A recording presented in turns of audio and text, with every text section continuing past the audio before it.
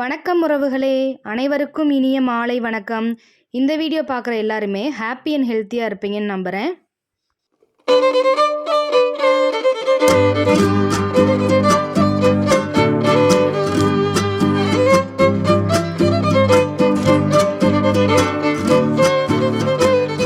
இந்த வீடியோ பார்க்குறவங்க எல்லாருக்குமே முருகனோட அருள் முழுமையாக கிடைக்க நான் பிரார்த்தனை செஞ்சுக்கிறேன்.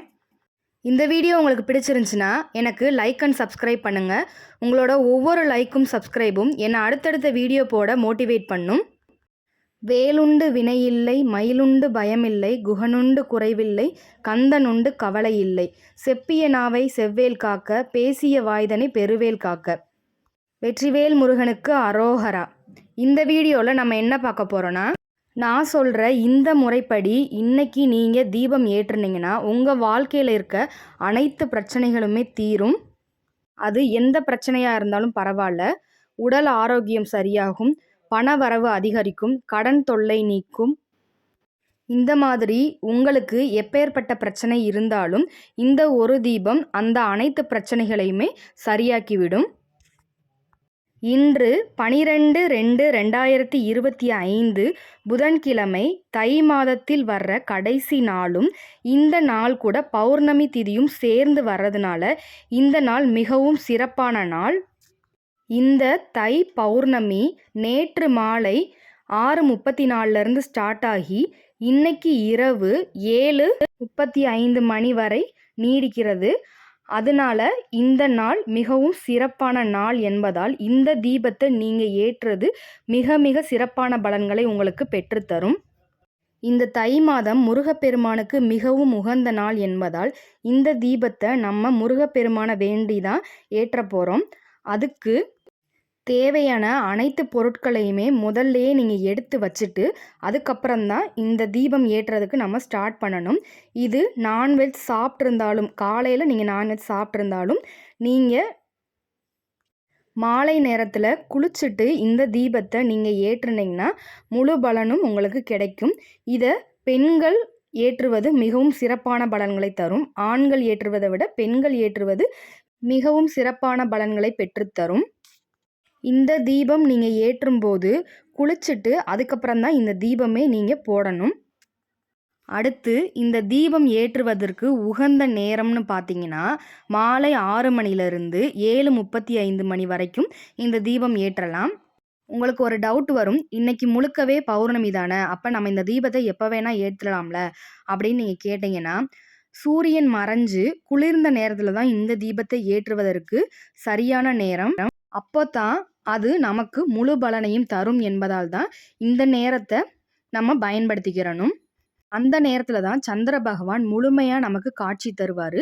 அதனால தான் அந்த நேரத்தை நம்ம யூஸ் பண்ணிக்கிறணும். இப்போ இந்த தீபம் நம்ம பூஜை அறையில் தரையை சுத்தப்படுத்திட்டு தண்ணீரோ வச்சு அந்த இடத்த தொடச்சி விட்டுட்டு ஒரு தட்டோ அல்லது வாழை இலையோ உங்களுக்கு எது சௌகரியமோ அதை எடுத்துக்கிட்டு இந்த மாதிரி ஓம் சரவண பவ அப்படின்னு சொல்லி மஞ்சள்னால் எழுதிட்டு அந்த ஓம் சரவண பவக்கு குங்கும பொட்டு நம்ம வைக்கணும். ஏன் ஓம் சரவண பவ அப்படின்னு நம்ம எழுதுகிறோம்னா இந்த தீபம் முருகப்பெருமானை வேண்டி நம்ம போடுறதுனால இந்த மந்திரத்தை நான் எழுதிக்கிறேன். அடுத்து உங்கள் வீட்டில் முருகன் சிலை இருந்தாலும் சரி, இல்லை முருகன் ஃபோட்டோ இருந்தாலும் சரி, எதுவாக இருந்தாலும் பரவாயில்லை, அந்த படத்தையோ இல்லை அந்த சிலையையோ அந்த ஓம் சரவண பவ அப்படின்னு எழுதியிருக்க தட்டுலையோ இல்லை வாழை இலையிலையோ வச்சு அந்த தட்டு மேலே ஒரு சின்ன தட்டு வச்சு அதில் ஒரு கைப்பிடி உப்பு சேர்த்துட்டு, உப்பு நமக்கு சகல ஐஸ்வர்யத்தையும் பெற்றுத்தரும் அப்படிங்கிறதுனால அந்த உப்பை நம்ம பயன்படுத்திக்கிறோம். அந்த உப்பு மேலே 10 ரூபா காயின்ஸ் ஒரு 5 வச்சுக்கிறேன். 10 ரூபா காயின்ஸ் தான் வைக்கணுமா அப்படி இல்லை, எந்த காயின்ஸ் வேணால் நீங்கள் வச்சுக்கிறலாம். 1 ரூபா காயின் வைக்கலாம், 5 ரூபா காயின் வைக்கலாம், எந்த காயின்ஸ் வேணாலும் நீங்கள் வச்சுக்கலாம். சில்லறை காசுகளை பயன்படுத்துவது மிகவும் நல்லது. அந்த உப்பில் கொஞ்சம் மஞ்சள் தூள் சேர்த்துக்கிறணும், கொஞ்சம் குங்குமமும் சேர்த்துக்கிறணும். முருகப்பெருமானுக்கு மிகவும் உகந்த திருநீரும் நம்ம அந்த உப்பில் சேர்த்துக்கிற போகிறோம்.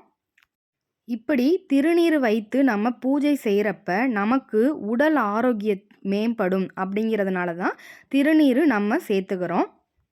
பூஜைக்கு தேவையான எல்லா பொருட்களையும் பக்கத்தில் எடுத்து வச்சுட்டு நீங்கள் ஸ்டார்ட் பண்ணுங்கள். இப்போ ஒரு சின்ன கிண்ணத்தில் பச்சரிசி ஒரு கைப்பிடி எடுத்துக்கிறணும். அந்த பச்சரிசி மேலே விளக்கு ஏற்றி அந்த பச்சரிசி மேலே வைங்க. இந்த விளக்கு முருகனுக்காக நான் ஏற்றுற விளக்கு அப்படிங்கிறதுனால இந்த விளக்கில் நான் நெய் ஊற்றி வச்சுருக்கேன். நீங்கள் அகல் விளக்கும் ஏற்றலாம். இல்லை முருகப்பெருமானுக்கே நீங்கள் ஒரு விளக்கு வச்சுருக்கீங்க அப்படின்னா அந்த விளக்கை இந்த பூஜைக்கு நம்ம பயன்படுத்திக்கிறலாம். விளக்கு ஏற்றி முடித்த பிறகு முருகனுக்கு உகந்த சிவப்பு மலர்களாலோ அல்லது உங்களிடம் இருக்கும் மலர்களாலோ எந்த கலர் மலர் வேணால் நம்ம எடுத்துக்கிறலாம். அந்த மலர்களால் நம்ம பூஜை செய்துவிட்டு முருகனுக்கு உகந்த விபூதி அர்ச்சனை தான் இன்னைக்கு நம்ம பண்ண போகிறோம். ஓம் சரவணபவ மந்திரத்தை 108 முறை உச்சரித்து கொண்டே விபூதியை முருகனின் பாதத்தில் வைத்து ஒரு தட்டிலோ இல்லது வெற்றிலை வைத்தோ அல்லது வாழை இலை வைத்தோ எது உங்களுக்கு கிடைக்குதோ எதை வச்சுனாலும் நீங்கள் 108 முறை ஓம் சரவணபவ மந்திரத்தை சொல்லிட்டு அந்த விபூதியை அந்த தட்டில் போட்டுறணும். இந்த விபூதியை ஒரு பாக்ஸில் தனியாக நீங்கள் ஸ்டோர் பண்ணி வச்சுக்கோங்க. அந்த விபூதியை நீங்கள் எங்கே போனாலும் நெத்தியில் இட்டுட்டு போகிறப்ப உங்களுக்கு நிச்சயமாக வெற்றி கிடைக்கும். தை மாதத்தில் வர்ற இந்த பௌர்ணமி திதியில் நம்ம தீபம் ஏற்றும்போது நம்ம வீட்டுக்கு அதிகப்படியான பணவரவும் உடல் ஆரோக்கியத்தில் மேம்பாடும் கிடைக்கும் அப்படிங்கிறது ஐதீகம். இந்த தீபத்தை முருகப்பெருமானுக்கு மட்டும்தான் ஏற்றணுமா அப்படிங்கிறது இல்லை. அவங்கவுங்களுக்கு இஷ்டமான தெய்வம் எந்த தெய்வமாக இருந்தாலும் அந்த தெய்வத்துக்கு ஏற்றலாம். பெண் தெய்வமாக இருந்தால் விபூதி அர்ச்சனைக்கு பதிலாக குங்கும அர்ச்சனை செய்வது மிகவும் சிறப்பான பலன்களை தரும். இந்த குங்குமத்தை பெண்கள் அவங்களோட நெற்றியில் வைக்கிறப்ப தீர்க்க சுமங்கலி பாக்கியம் கிடைக்கும். முருகப்பெருமானுக்கு இந்த தீபம் ஏற்றும்போது அவருக்கு மிகவும் பிடித்தமான விபூதியால் அர்ச்சனை செய்தால் நமக்கு சிறப்பான பலன்கள் கிடைக்கும். அப்படிங்கிறதுனால தான் இன்னைக்கு நான் விபூதி அபிஷேகம் செஞ்சுருக்கேன். இந்த நாளை யாரும் மிஸ் பண்ணாமல் இந்த தீபத்தை ஏற்றுங்க. உங்களோட அனைத்து பிரச்சனைகளும் தீரும். இந்த தீபத்தை பூஜை அறையில் மட்டும்தான் ஏற்றணுமா அப்படிங்கிறது இல்லை. பூஜை அறை செல்ஃபில் தான் வச்சுருக்கீங்க அப்படின்னா உங்கள் வீட்டில் ஹால் பகுதியை கூட நீங்கள் தேர்ந்தெடுத்து அந்த இடத்துல இந்த விளக்கை நீங்கள் ஏற்றலாம். அடுத்து இந்த பௌர்ணமி நாளில் நீங்கள் தியானம் செஞ்சீங்க அப்படின்னா உங்களுக்கு நேர்மறை சக்திகள் அதிகமாக கிடைக்கும் அப்படின்னு சொல்கிறாங்க. நம்ம கண்ணால் பார்க்கக்கூடிய இரு தெய்வங்கள் யார் அப்படின்னு கேட்டிங்கன்னா சூரிய பகவானும் சந்திர பகவானும் தான். அதிலையும் சந்திர பகவானோட குளிர்ச்சி தன்மை நமக்கு அதிகப்படியான நேர்மறை எண்ணங்களை தரும் அப்படிங்கிறது ஐதீகம்.